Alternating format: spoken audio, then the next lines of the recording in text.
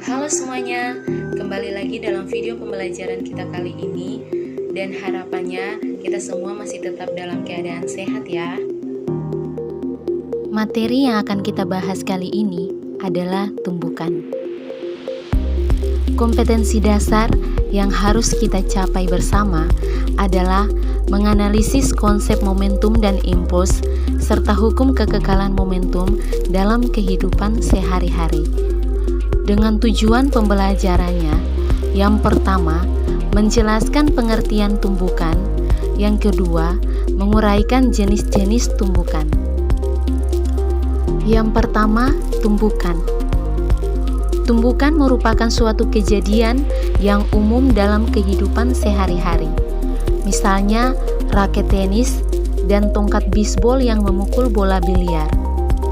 Peristiwa tumbukan antara dua buah benda dapat dibedakan menjadi beberapa jenis, yaitu 1. Tumbukan lenting sempurna. Hukum kekekalan momentum dan hukum kekekalan energi kinetik berlaku pada tumbukan lenting sempurna. Misalnya, dua buah bola dengan massa M1 dan M2 bergerak dengan kecepatan V1 dan P2 dengan arah yang berlawanan. Kedua benda bertumbukan sehingga kecepatan kedua benda menjadi V1 aksen dan V2 aksen, seperti terlihat pada gambar berikut. Berdasarkan hukum kekekalan momentum dan hukum kekekalan energi kinetik, maka koefisien restitusi untuk tumbukan lenting sempurna dapat dihitung dengan persamaan E sama dengan minus V1 aksen dikurang V2 aksen dibagi V1 kurang V2 sama dengan 1. Ketika dua benda bertumbukan, maka kecepatan benda setelah tumbukan dapat dihitung melalui persamaan berikut. V1 kurang V2 sama dengan V1 aksen kurang V2 aksen sama dengan minus V1 aksen dikurang V2 aksen, di mana V1 adalah kecepatan gerak benda 1 sebelum tumbukan dengan satuan meter per sekon. V2 adalah kecepatan gerak benda 2 sebelum tumbukan dengan satuan meter per sekon.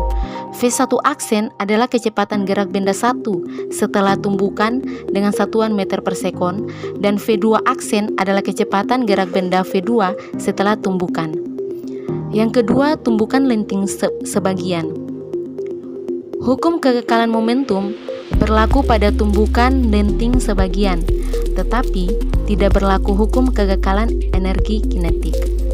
Gambar berikut ini menunjukkan sebuah bola elastis yang jatuh bebas dari ketinggian H1 dari lantai, maka akan terjadi tumbukan antara dua bola dengan lantai sehingga bola memantul setinggi H2.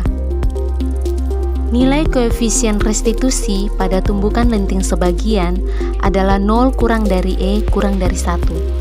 Semakin kecil nilai koefisien restitusi, tumbukan semakin tidak lenting, maka dapat dihitung dengan menggunakan persamaan M1V1 tambah M2V2 sama dengan M1V1 aksen tambah M2V2 aksen, di mana M1 adalah massa benda 1 dengan satuan kilogram, M2 adalah massa benda 2 dengan satuan kilogram.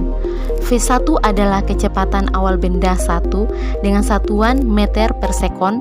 V2 adalah kecepatan awal benda 2 dengan satuan meter per sekon. V1 aksen adalah kecepatan akhir benda 1 dengan satuan meter per sekon. Dan V2 aksen adalah kecepatan akhir benda 2 dengan satuan meter per sekon. Ketiga, tumbukan tidak lenting sama sekali.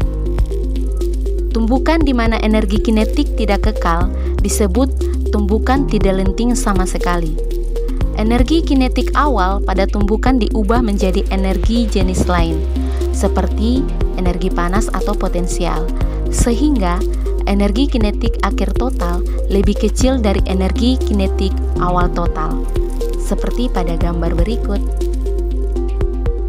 Kecepatan kedua benda setelah tumbukan besarnya sama, yaitu V1 aksen sama dengan V2 aksen sama dengan V.